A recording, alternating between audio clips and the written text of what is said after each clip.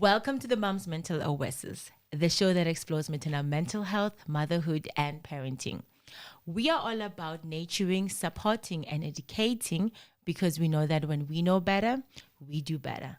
I am your host, Modern Makotinkobeni, and it is a pleasure to have you with me here today. If you are new to my channel, I welcome you and I ask that you sincerely please subscribe. This is a way of growing our community. And if you've been here with me for a while, thank you so much. I appreciate you. So I haven't been here for a while. No, actually, I have. Usually I continue on with the theme of the previous episodes, but something happened in the beginning of the year that, to be honest, it was unexpectedly, and it's been an adjustment on my side and my whole family. And so that is part of today's episode, and it is motherhood while grieving. When life doesn't pause for pain. Like every other person, we entered 2026 happy, excited, calling each other. And, out of the blue, we lost our dad. And, it's been a huge adjustment for the family. The thing is that with grief, it affects us very differently. And me as a parent now, it made me really dig deeper into the layers of parenting and the layers of my motherhood. And when I found out of the passing of my dad, unfortunately, I was with my kids and I busted into tears. Like I cried. And my daughter would see, she's like, "Mommy, are you okay?" I was like, I told her, "Mommy is sad. Mommy needs a hug." And my baby hugged me, and my little man, always following his sister, hugged me too. And in that moment, it made me think about how we have different lenses and experiences of our parents.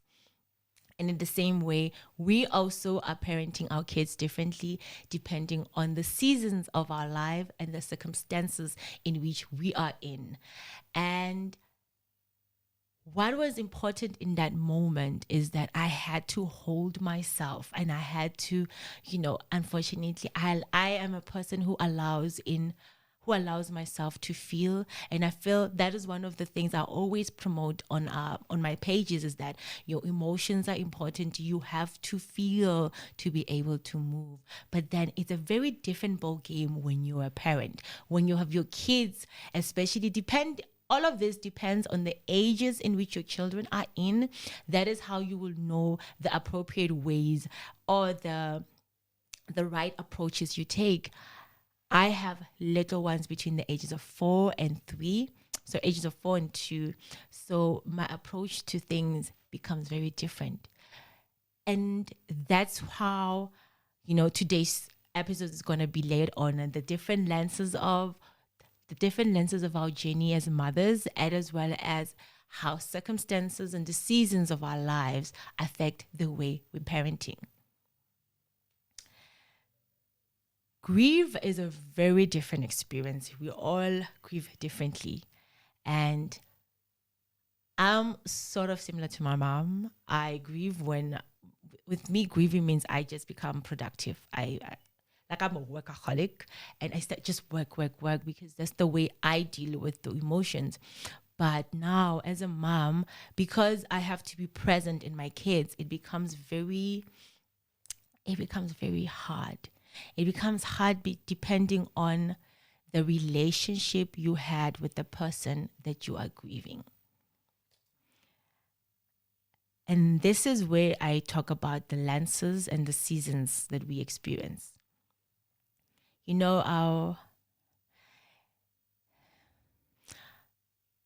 I made a speech in my dad's service, and I talked about how we experienced him differently and how our seasons of him and seasons of him with his grandkids are so different.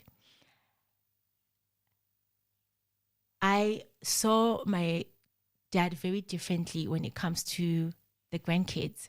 there was patience, there was, you know, understanding, and there were levels of him with them that were very different for me as a child.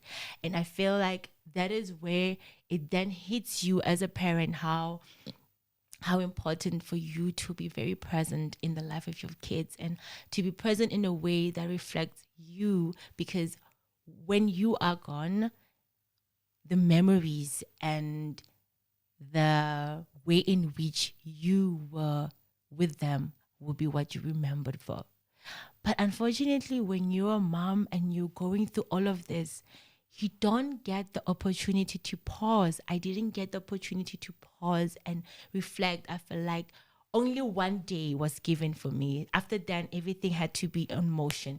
I had to be able to control my emotions. I had to make sure when my kids needed me, I'm available. When I'm needed for this, I'm available. And there were times when I had to, not be the mom they want, because I had to be the sister that's required for everything to go according to plan.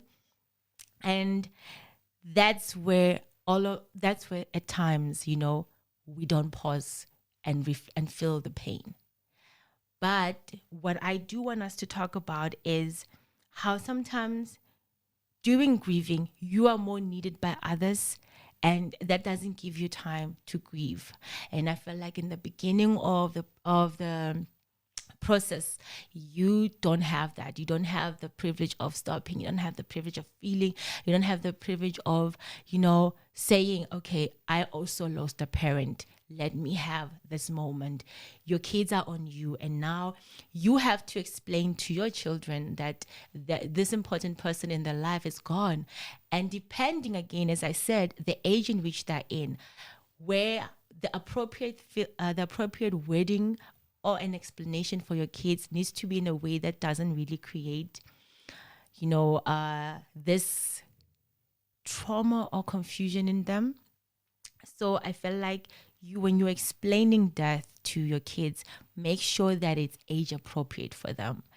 For my daughter, I just simply said that grandpa is gone. He went to heaven. You can see she's grasping it, but she doesn't really fully understand it to the depth in which we as adults do. But continuously, telling her that grandpa is in heaven, she's grasping that he's not here. And, I console her, but she hasn't really grasped it yet. And every time, you do that, you yourself, you realize, okay, I haven't really grasped the reality of what's happening in our lives currently, because you never got given yourself that opportunity to grieve.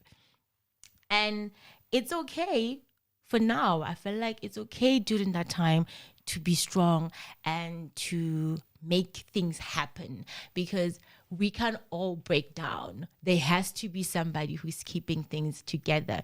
And unfortunately, you have to keep up with the kids, have to keep up with, the family. Then once the process or everything is done, remind yourself to fall apart. And I think we tend to not do that after the proceedings, because we feel like there's still so much we have to keep together. Everybody needs us, but you also need yourself. So you need to pause, and that's something I learned to do. You need to pause.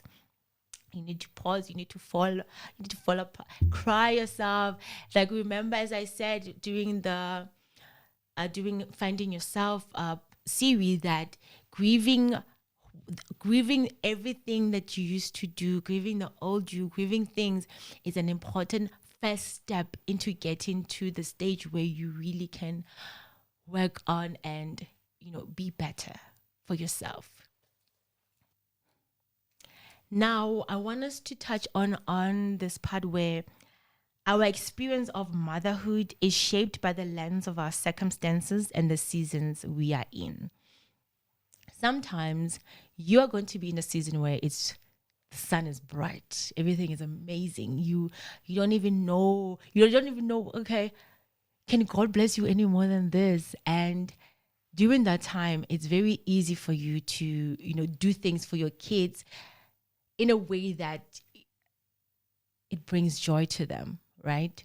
And then you get a season where things are not going well, and bad news are happening. And you must remind yourself that at this moment, this season is not the season that defines your future or the season that defines your journey as a mom. It's just this season is the hardest one. And for me, it's the grieving, which has been the hardest because it's adjusting my time and it's adjusting the way I used to do things, not only for myself, but for the kids. Now it has to be for everybody else. And when you are a mom, I know we're always advocating the importance of putting yourself first, but during grieving moments, we go back again to the default, which is being selfless, and that is unfortunately something that happens to us most of the time. And in that, even if you're not giving the best of you, it doesn't define that moment that this is who you're going to be with your kids forever. It just means that the season you're currently in, it's a very hard one to bypass, but you are trying your level best as a mom to be the best parent that you can be. And as I said, we really work with the tools that we have. If this is a first experience for me, and I was just thinking how I lost my grandmother, but the experience is so different and the grieving process for me has been completely different. But I do try to, stay intact. I try to stay intact because it's important to stay intact. Staying intact gives you that. It gives you the reason to keep pushing, and it gives you the reason to be strong in that moment. And I want us to remember that we don't define strong as saying that you ignore things.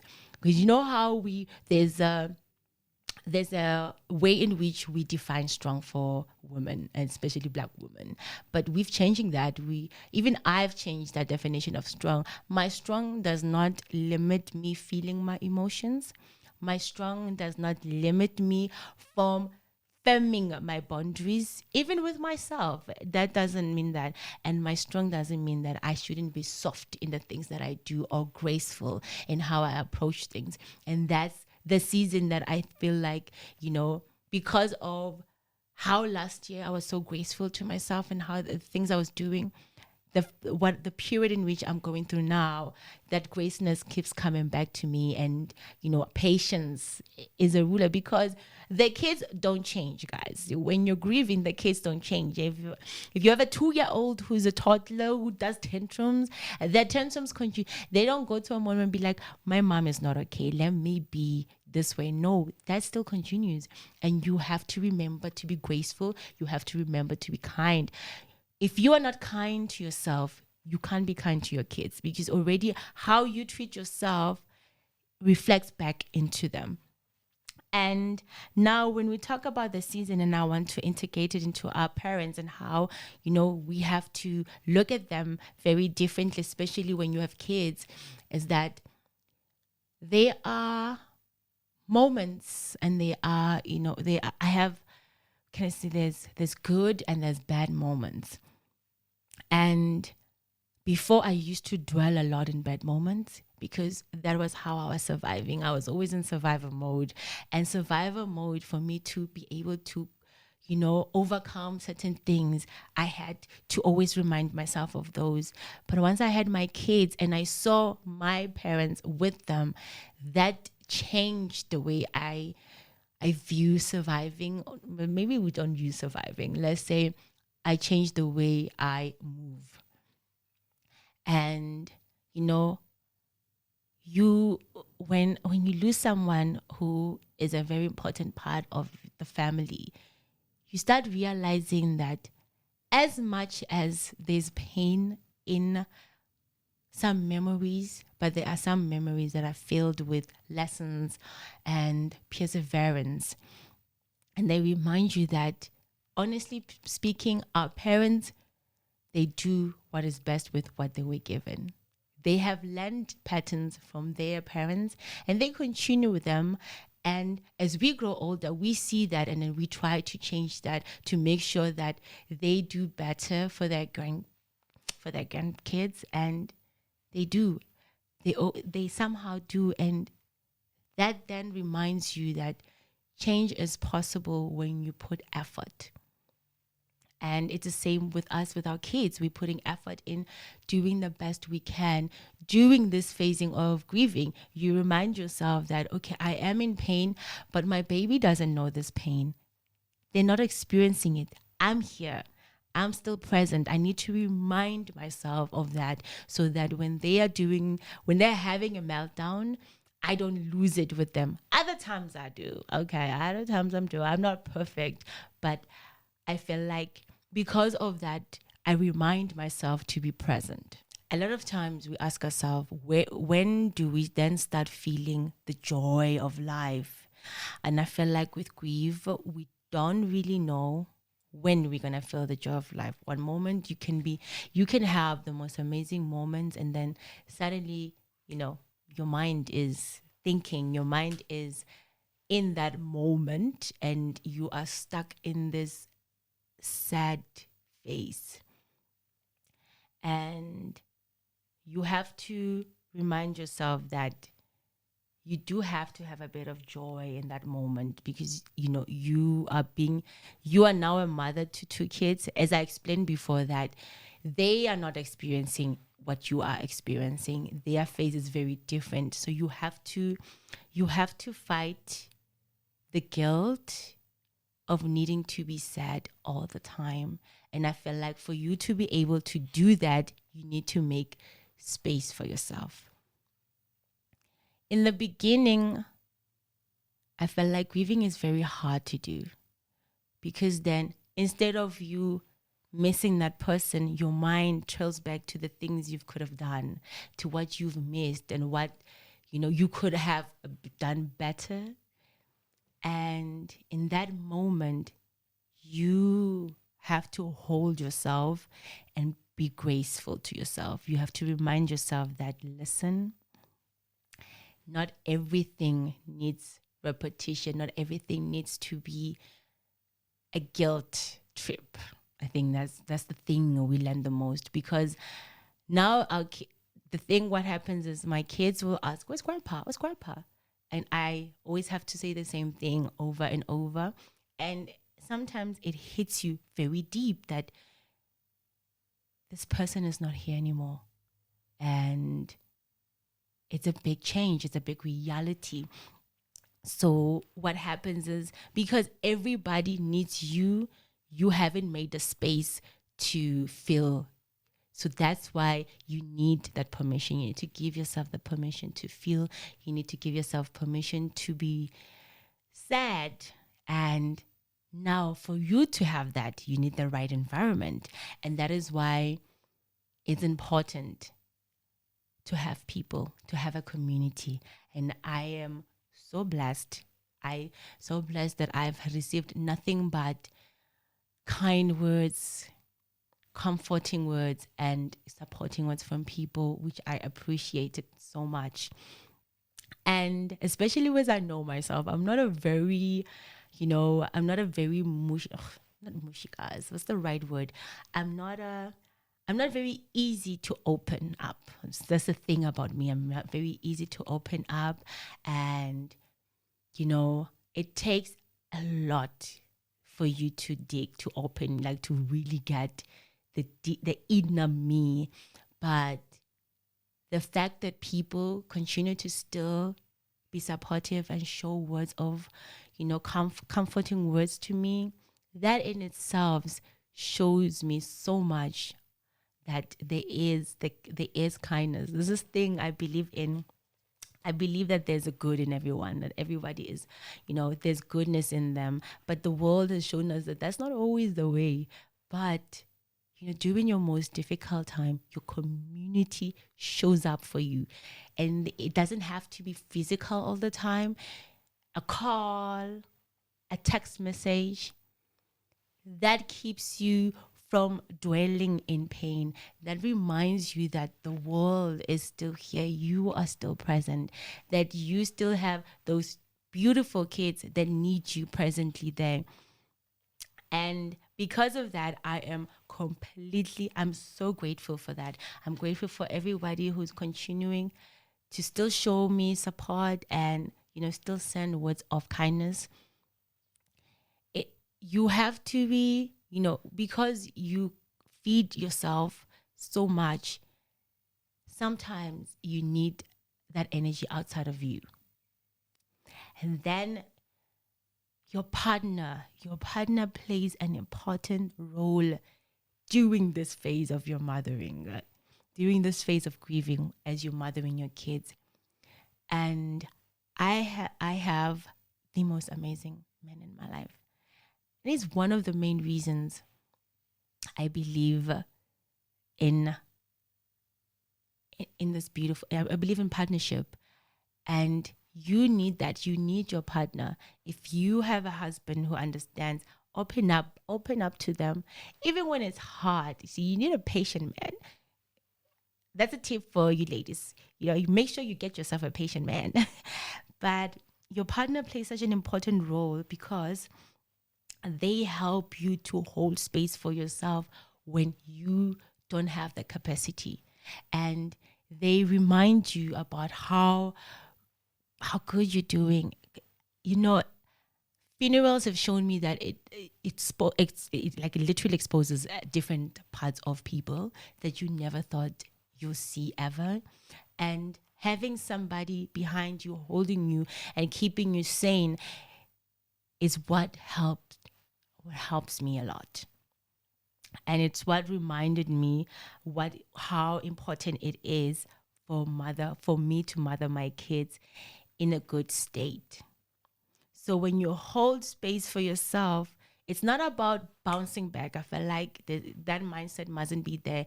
You're not forcing yourself to heal. You're not forcing yourself to be happy or anything like that. But you're allowing yourself to be present. You're allowing yourself to feel your emotions, and you're reminding yourself of the present state of your life. The season is going to change. We all know seasons change, circumstances change. One minute you can have it bad, the next it rains and it pours in a way that the abundance it shocks you. So in that process, having a partner that is supportive and understanding and patient, it's what keeps you grounded and what reminds you of of continuing. Now at times,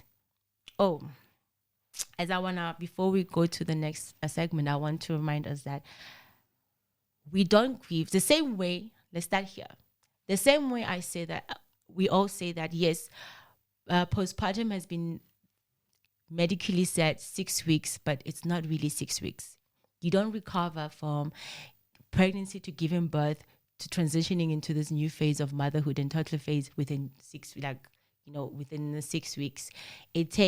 I tell the moms all the time that it takes 2 years.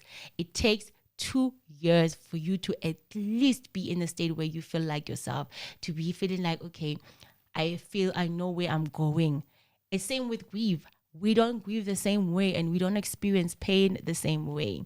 So I might be having it this way and dealing with it this way. Doesn't mean that my formula should work for you. Grieving has no timeline, and grieving has no comparison. How we grieve people depends on the lens in which we experience them and the season in which they were in our lives. And the impact on that is very different. Don't force yourself to feel like I need to be joyous. If it's been, people could tell me it's been 3 years, no. You grieve the way you feel like grieving. Because what's important is, it's like having a wound that doesn't get better with time. Well, no, that is the wrong way to phrase it. But the thing is, you can't, as we said before, you can't expect after giving birth that you will ignore the life you had before your kids. That doesn't make sense. You still have that person. You still have those memories in your mind. What is important is to shift in a way that still remembers that part of you, but then understands that the next phase of your life, that part doesn't exist. It's how I see grief. The pain gets better with time, and you learn to live in a way that's different from how you used to before. But sometimes it's not easy. Sometimes people in your life can help you. Sometimes even the community can help you. Don't be afraid to ask for help.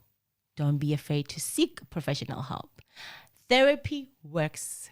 Therapy, and I think it's because a lot of the times we have this mindset of thinking that if you're feeling something, it can only be relieved by something that is physical. So physical must fix physical. But sometimes mental needs to be fixed by mental. You need to talk about this and you need to seek help. There's nothing wrong in seeking therapy for grieving. Like I said, some tools we were not given. We either learn them as we grow older, or we ask or we seek help somewhere to be taught them. And that's the same with therapy. When you feel like you're not getting better, when you feel like, you're not enjoying the things you're enjoying, you're not feeling like a piece of you is okay, seeking help is not a problem. Seeking help is the bravest thing you can do, because it shows that something is not okay and you want to be better. You want to be able to remember these people. You want to be able to remember everything without feeling like you can't go on. Because once you start, I know the one thing that changed a lot about me post losing my dad is I don't enjoy food the way I used to enjoy. I miss that. I miss that part about me. And at times I'm conflicted between two emotions, but I seek help. I don't dwell on it alone. I always say that no one is a one-man island, and sometimes you might need a bit more than a friend. You might need a therapist, and I want you to not be scared to seeking that. That is the most important thing you have to remember throughout our talks all the time on the podcast. That therapy is a miracle worker. Okay, maybe I oversaid, but therapy is one of the best things you can do for yourself. Remember that seeking help is an act of love for your children. It's you reminding yourself how important it is for your kids to have you in the best state of you can be. As we always say, the motto remains: looking after yourself is looking after your kids. So, as you know, my solos are never long, but thank you for, staying with me as I go through these phases of my life that I'm going through. And I'm taking it one step at a time, and I know people have, come forward to say they are available for talks, and I appreciate them. And when I feel like when you are ready to talk, you will talk. It shouldn't be, a push. But when you feel like you're not doing very well at all, don't be scared of, for seeking help. And I want us to always remember this, that grief does not mean you're failing at motherhood. You are just mothering through your pain, and that counts. It's not easy. Like I said, you need to remember they haven't lost you. You're still here. So you need to try to remind yourself to be present and be gentle in being present. Sometimes, we all do things differently. I know with myself, I like to work. That's what keeps me sane. Other times you just want to take time off, and that's okay. As long as you remember to be present as much as you can with your kids, right? And remember, you are allowed to grieve and still be a good mother. I want to close with this. Our experience of motherhood is shaped by the lens of our circumstances and the seasons we are in. We do not mother the same in every season. Some seasons are full and joyful. Others are heavy and quiet. When grief enters, it changes the pace, the energy, and the way love is expressed, but it does not erase it. Life doesn't pause for pain. Children still grow, and mothers continue to show up, doing the best they can with what they have in that season. If you're mothering while grieving, know this: you are not failing. This is a season. Your love is still enough.